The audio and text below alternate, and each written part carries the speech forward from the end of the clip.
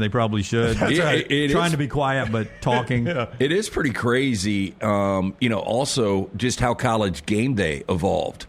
Because, back when, you're talking the 90s, I mean, there was a lot of college football fans, but not even close to what it is now.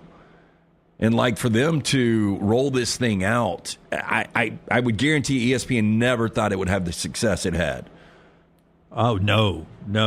And the fact that the show grew to what it grew, the audience it gets. I mean, the pregame shows in the NFL, I feel like, are dying off. Oh, yeah, they're terrible. Yeah. But, if you would have, back in the 90s, you bet on Major League Baseball, the NBA, or college football, everybody would have said college football's got no shot against the NBA or Major League Baseball. 100%. And now we're celebrating, 38-year career of Lee Corso just on College Game Day. What a chapter. And we'll revisit that a little bit later on in the show. Maybe some of our Corso's favorite moments. But thank you, Coach. Thank you, Coach, for a great ride as the man who kicked off our college football Saturdays for 38 incredible years, as the College Game Day folks are saying, multiple generations. Coach has been the face of our Saturday mornings and the sport we love. Our friend, our coach, our heart, LC, you will forever be a College Game Day legend. One more time, week 1, likely in Columbus for Texas and Ohio State. One last headgear for Lee Corso there. Show today being brought to you by our friends at A+. Brenny, tell us about A+. Yeah, you can go to our guy Brad Bell when it comes time to remodel your home. I'm going to tell you what he specializes in, but this is not to say it's all he does. It's just his specialty. With our guy Brad Bell, it is master bath, master bedroom closets, and kitchens. Those are his specialties. And the reason that's important is you spend a lot of time in those rooms, and when you go to sell your house,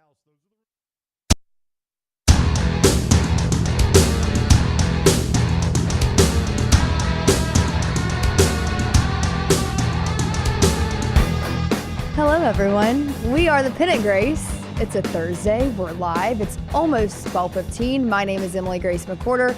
This is Ush Sisk, and we talk about the Atlanta Braves for better or for worse. We're in the worst phase right now, unfortunately. But before we get into it, if you're not happy with the Braves, you can be happy with your wardrobe. We both are. We are. Today especially, we're both wearing... As luck would have it, we're both in Roback. We are. In order to get the items that we are currently wearing, we went to roback.com. And when we went to checkout, after our bucket was filled, you see the different items. Yes. And they got you covered, guys, gals.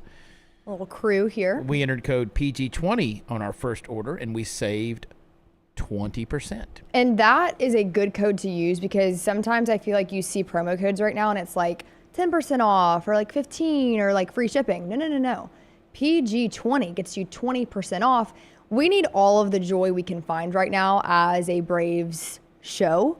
Yes. So Roback is one of the ways that we do that. If you can't feel good, look good. Amen. And you can do that with Roback. We are singing the blues today. Yeah.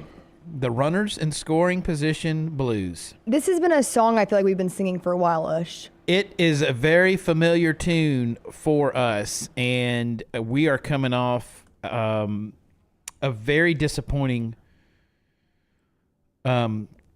road, to those two series, coming off of Philadelphia and taking 2 of 3. It's the first time in this season that the Braves had some semblance of momentum. You had some hope. Yeah. You just took 2 of 3 from the Phillies. You know that Spencer Strider's return is imminent, and you're looking at a road trip where you feel pretty good. You should feel pretty good considering the opponents you've had to face prior, some of the best teams in baseball. Yeah, so we can throw that whole thing out about the Braves are only paying the top competition. Yeah. I don't think they factor in strength of schedule in the playoff rankings for Major League Baseball anyway. Because you lost 2 of 3 in consecutive series to Tampa and now to Toronto. Well, and you also lost 1 to the Marlins somewhere in there. And you spoiled the return of Spencer Strider by not giving him run support at all. And he pitched well enough to get that win, and that made it even more disappointing and frustrating, and we ain't spinning it today. It's not good, and I think that it is even more disappointing when you consider Spencer Strider's performance, some people were a little concerned about the velocity. It wasn't as high as people initially anticipated. I think he topped out around 98, and that was in the span of his first few pitches thrown. He definitely relied on the fastball. 60% of those pitches were the fastball. That's not surprising to me. What stuck out to you about his performance? Are you nervous about that velocity drop? Do you feel like he's in a good spot? What are your thoughts? I feel like he's in a great spot, and you and I would have been very happy with, if he had played 2-run ball and gone 4. You and I talked about. Yeah. You said, God, if he goes 4, I mean, that's good. Goes through 4 clean innings. Yeah, clean. And the fact that he went 5+ in 2 runs, I felt good about. Yeah. He's only going to ramp it up from there. He has a winner's mentality. He does. That is very apparent in him. That's an alpha male. And I was very pleased with it. And he just did not get, there was nothing around him. And, also, too, his return, Mitch Bannon has a good article, MLB.com, 376 days since his last outing. And he becomes not only a member of the 500 strikeout club, he's the fastest to reach that milestone. Yeah. We should be celebrating today. This should be a big old Pennant Grace party on a Thursday. Ooh, I love that. Maybe but one it's day. not. And that's due to the poor play of the Atlanta Braves. So how poor is the play? Great article from Grant McCauley, who's a great follow He is. on Twitter. He's excellent. So the Braves are 5-13. It's the second time in the past, you ready for this? 45 seasons that Atlanta has been 8 or more games under 500 through 18 games. I'm going to repeat that because that's a lot of numbers in there. And I can tell Tim Melton behind the glass wants it repeated with his fancy, clean-cut, close beard. It is the second time in the past 45 seasons that the Atlanta Braves have been 8 or more games under 500 through 18 games. 1 run or less 6 times this season. They are averaging 3.4 runs per game. It's not good, Ush. Austin Riley, Matt Olson, Michael Harris II, Ozzie Albies, Marcell Ozuna, Sean Murphy. This is a potent lineup without Ronald Acuna. 3.4 runs per game? Are you kidding me? It's the third worst total on strikeouts in all of Major League Baseball. And boy, yesterday didn't help that one. No, yesterday it was just, and we talked about it prior to the show, that the Braves lineup, you mentioned how potent they are. On paper, this looks incredible, truthfully. Yeah. I mean, it looks like nothing could possibly be going wrong. However, you're on pace to have the most strikeouts of all time, I want to say. I mean,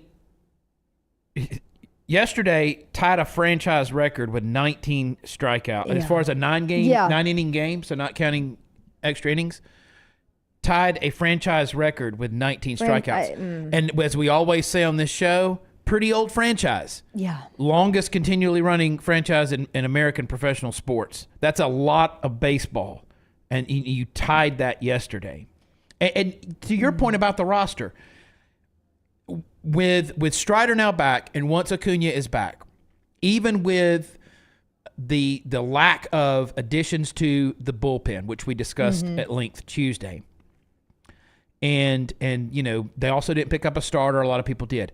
Do you have the best roster in baseball? No, but I feel like you have a top 5 roster in baseball. In most people's projections, the Braves were a top 5 team in all of baseball. Absolutely. That prior to the season, this was, widely discussed that it was going to be one of those things where this lineup just had to find their consistency. They had to find their rhythm. And because, again, like we said, on paper, this should not be the case. Now, that really leads us to our next discussion is, at what point does things start coming together? Now, one of our mailbag questions that we got, and this pertains to this, is does the front office make any moves based on how the season has gone so far, or do they, quote, hold strong? At first read of that question, my instinct is that we're not going to see much change, in my opinion. I agree. And that's hard to say. But right now, on April 17th at 12:21 Central Time. It does not seem like this will be solved over the next few months. And there are some contract, restrictions there too about what you really can and can't do.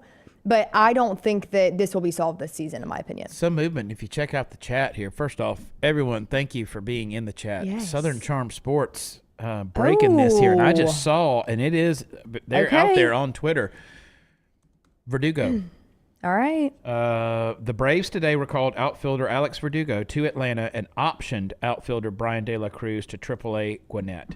Well, good move. I like that. I mean, good move. So in real time here, let's look at, because De La Cruz has not, there was not a lot of expectation on Brian De La Cruz. No, there wasn't. Because he's a 233.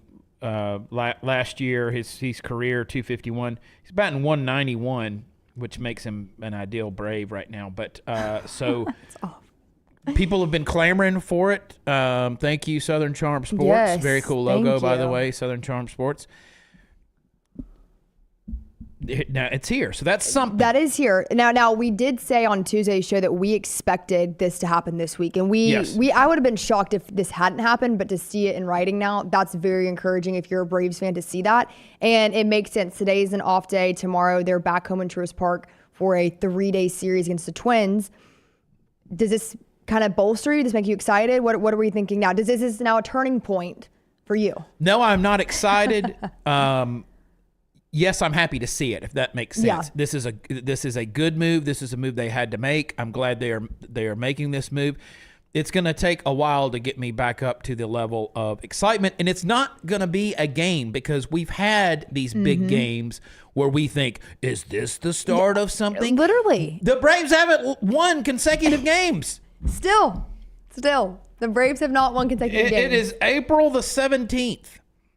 They still haven't won 2 games in a row. No. So it's going to take a hot streak. It's going to take a little something. What like, I'm putting you on the spot here, but like, what hot streak, what do you quantify that as? I want to see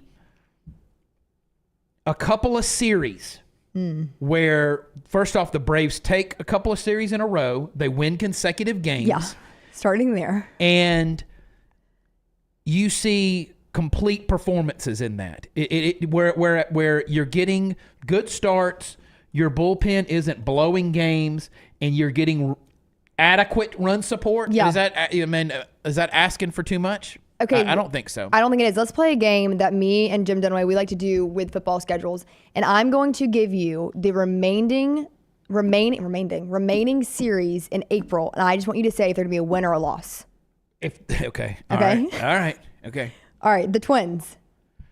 Loss. Cardinals. Loss. Diamondbacks. Loss. Oh, Rockies. Braves at Rockies. The only team I think that has a worse statistical offense right now than Atlanta is Colorado. Win.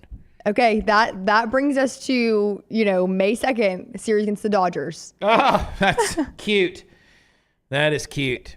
That is the gif of King Kong Bundy at WrestleMania 3 body slamming the little person.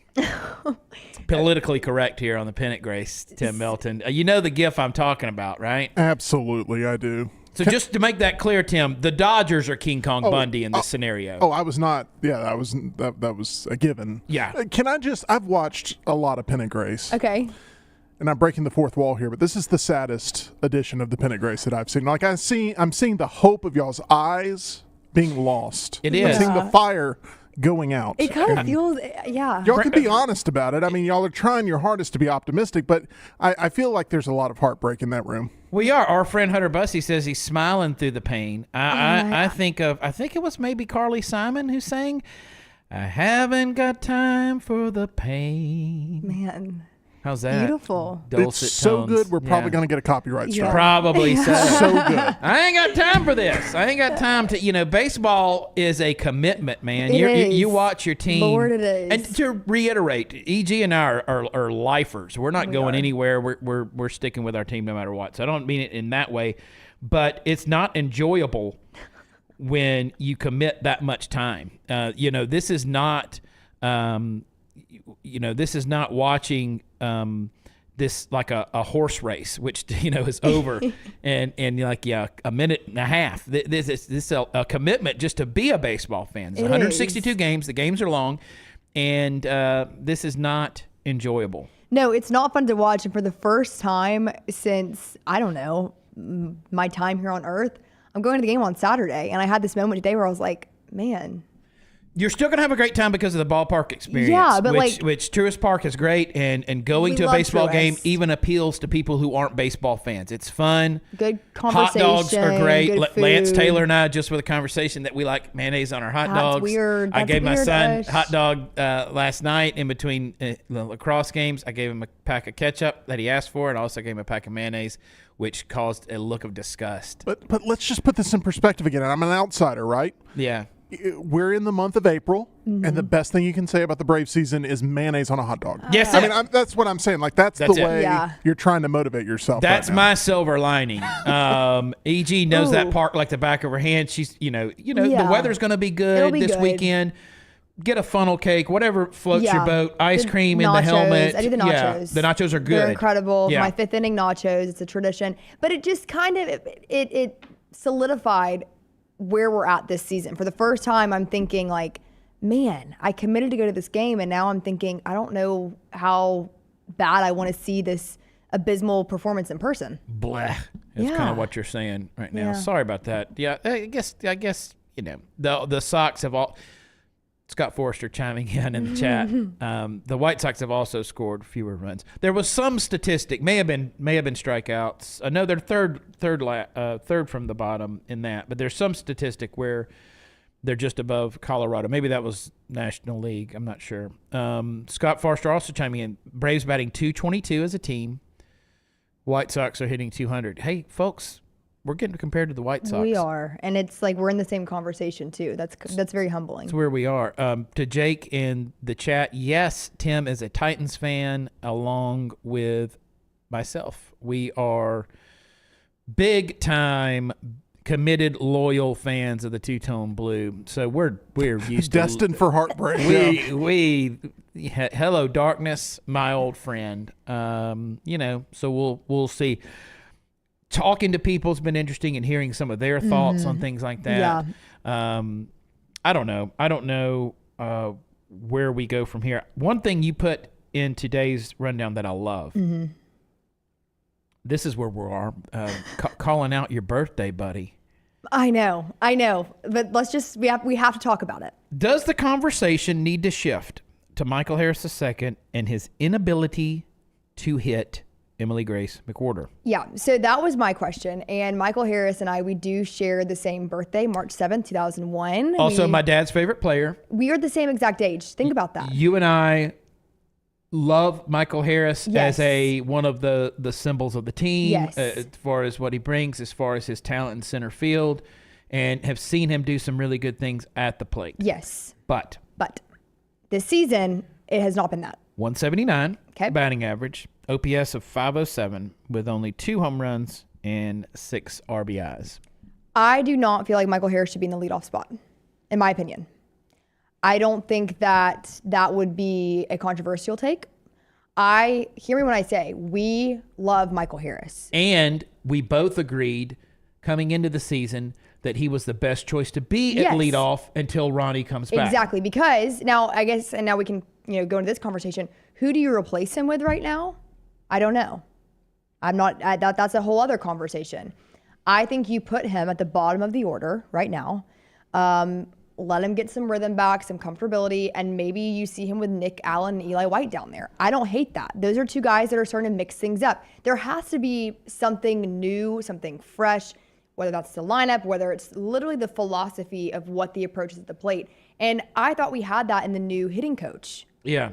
And whatever is happening, it ain't happening. It's not happening. No. I think players are continually confused at the plate, looking a little lost, and the strikeouts are just astronomical. Yeah, it was a bad problem last year getting runners, leaving runners in scoring position, leaving runners on base. This year, you can't leave them on base if you can't get on base. Exactly. So it's from bad to worse. If you're watching live and in the chat, we would like to hear your thoughts on who you think, until Ronald Acuna Jr. comes back, should be in the leadoff spot. And you could say you think stick to Harris or someone else you think. If you are consuming the product another way, we are on podcasts, wherever you get podcasts. You can be watching us on X. You can be watching us on YouTube, either live or after the fact.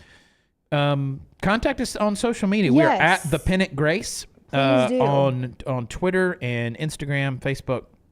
Let us know who you think should be batting in that leadoff spot, which is a critical spot. Now, coming back home, Marcel will be back in the lineup. Yep. I did like having both catchers in as a temporary thing. That was the best choice. I would agree. Keep that bat. And Drake Baldwin did have his first career home run, which was good to see. A little brightness in the otherwise darkness. We're going to find the brightness for you guys. But it's there. It's hard lurking. to find. Yeah. It's lurking somewhere. The light will come through. So another question you had is, are the Braves the equivalent of the Dallas Cowboys? Of the Dallas Cowboys, cheap with no results. So this is something I've been seeing floating on social media. And, there's I love the, phrases like explain this to me in NFL terms, explain this to me in NBA terms, with other fan bases of other sports. And I saw the Braves compared to the Dallas Cowboys of there's been no effort given to spend a little cash to maintain players too. When you look about, all the players that have walked the last couple of years. And I thought that was kind of an interesting comparison. I don't hate it.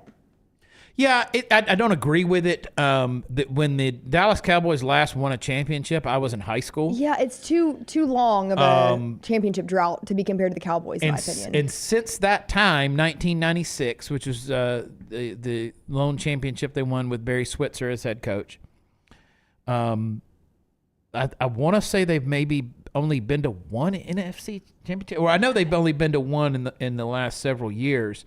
And so, no, the Braves won the World Series. Even though it feels like an eternity ago right now, but in the recent years. Yeah, so you have a World Series this decade. Yeah. And you have – the Braves have been in the postseason every year since 2018, which is a pretty good streak. And then before then, you had a little bit of a break.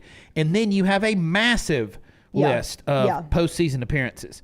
And so, no, it's not an apt comparison, but – I see the vision. I understand where it comes from. The spending habits. And you could say that the Dallas Cowboys are a disappointing franchise considering what they should be, and so are the Atlanta Braves, and I wouldn't disagree with that. Okay, the last question that we have, and I'm curious what your answer will be to this, Ush, and in the chat let us know. Who do you feel like the leader is in the clubhouse right now? I don't know, and I think that's a problem. You had Chipper Jones, who he was entrenched in that role for a pretty good while. And, when Chipper retired, you had Brian McCann with Freddie Freeman waiting in the wings. Yeah. And when Brian McCann left, it was Freddie. Freddie was the guy. Was the guy. And I don't know who is the guy, and do the Braves have that? Do they have a singular player that is the leader, or is there even a two or three? I saw a good discussion. I think it was on Twitter yesterday, saying, where's the Guillermo Heredia? Where's the fun? Where's the energy? Where are we seeing that? And you've asked that too. Yeah. As we've watched games, or if we're not together, we'll be texting each other during the game, and that was one of the things you brought up too. You're like, it's just dull. Yeah. There's and I feel like the Braves, one thing that has made this team so fun to watch for, the last, really since 2018, 2017, is how fun they seem to be having when they hit the field. It was infectious. You wanted to turn on the TV just to see even the antics they were up to in the clubhouse or in the dugout.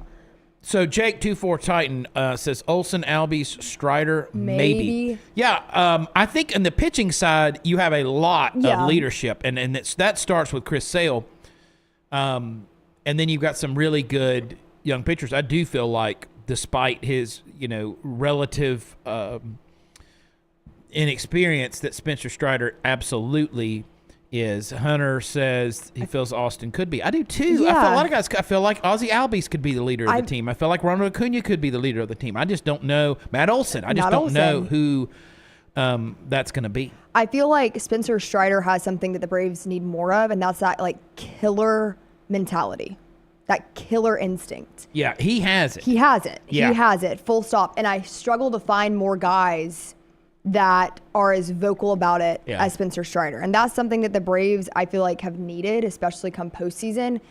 And I'm not saying a villain by any means, but someone that has that mentality that they're a killer. And I think Spencer Strider, we saw that yesterday in his first, outing back from injury. What was it, 367 days? Yeah, it was 376. 376. Right. It's crazy. So I don't know. I think it's an interesting question to think about. Now, again, the Pennant Grace here, we are going to support this team game in and game out, regardless. And there's a lot that we're not privy to as we watch these games, and we're not privy to everything that goes on in the locker room and in the clubhouse.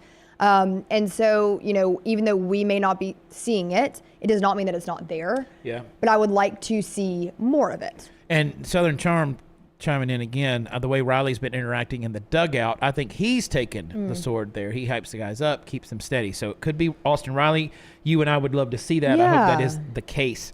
Also, before we get into what's coming up at home with the Minnesota Twins, just to call it out, since Spencer Schwellenbach's my favorite Atlanta Brave, he had a bad start. Wasn't great. He's gets a lot of grace from me. It's been a while since he's had a bad start. It wasn't just.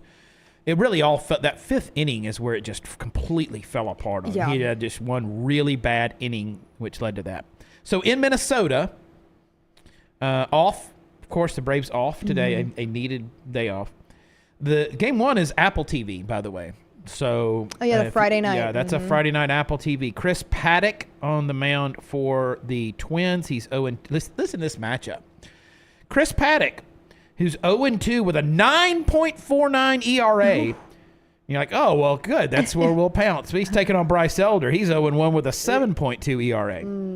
Not so fast. I'm glad you have tickets for Saturday, not Friday. Yes, agreed. Saturday, the game that you will be in attendance for, Simeon Woods Richardson takes the mound for the Twins. He's 1-1 with a 4.30, and you see the struggling Chris Sale, who's 0-2 with a 6.63. E.g., you could be witness to the game that Chris Sale bounces back. Yes, and we're going to hope for that. I'm going to call it now that Chris Sale has a good start. Okay. I like that. I mean, I would love to see it. I would love to see it. Game 3 is a 12:35 Easter. Yeah, Easter Sunday. Easter Sunday. Joe Ryan, 1-1 with a 2.45, taking on Grant Holmes, coming off the best start that he has had. He is 1-1. His ERA down to 3.78. That is what is coming up in Truist Park for your Atlanta Braves. So back home this weekend, I'm hoping and anticipating this could be the bounce back. I mean, we're going to say that it's going to be Chris Sale's bounce back game. I love to hear that, but we will have a full recap for you guys on Tuesday at 12:15. So we're back in that routine now. You can expect us every Tuesday and Thursday, 12:15 Central. And the best ways to find us, guys, are my Twitter, MEG_sports. A lot of you guys are watching there now. And we go live on that platform. We also go live on YouTube, the Disrupt Media channel. But then we're also on podcasts. So one thing you can do to help us out, because we get lots of questions and little moments of support from you guys, is rate us 5 stars on the podcast app that you're listening on. So we are on Apple, we are on Spotify. So find us there. Give us that 5 stars. We really, really appreciate it. And one more thing before they go, if they want to be dressed for Easter, I know what I'm going to be wearing He Easter knows. Sunday. And I got greeter duty, so the first thing people walking up, they're going to see me, and they're going to see me in my Roback. awesome. Roback.com for those that crave activity, the best brand for all the people in your family. It's good for the gifts. You got Mother's Day that'll be here right around the corner. Obviously, Easter on Sunday. Father's Day follows after that. A lot of opportunities to check out Roback.com. Enter code PG20 at checkout, and you will save 20% off your entire order. Emily Grace McWhorter, I do have a favor to ask. Oh, let's hear it. Saturday, if you could, on your social media, and we'll share that through the Pennant Grace social media as well, share a little bit of your game day experience with the Pennant Grace family. I can totally do that. Let's see that OOTD outfit of the day. I can do that too. I want to see those nachos. Let's see what you're. Yes. If you get something to eat, that needs to be chronicled in there. Okay, I can totally do this. A little something salty, a little something sweet. Yes. Reacting as need be. If things are going well, we want to see you jumping up and cheering. If things are going poorly, we want to see you cry. Oh, we want to see my tears goodness. falling down that beautiful face. Okay. So check us out. That's on social media at the Pennant Grace, and we'll get EG's Game live day. in-game experience. If you are going to be at the game, make sure that Yeah. you let her know so that you can say hello. Yes, we'd love that. We will be back with you 12:15 Central on Tuesday. Until then, we will see you next time.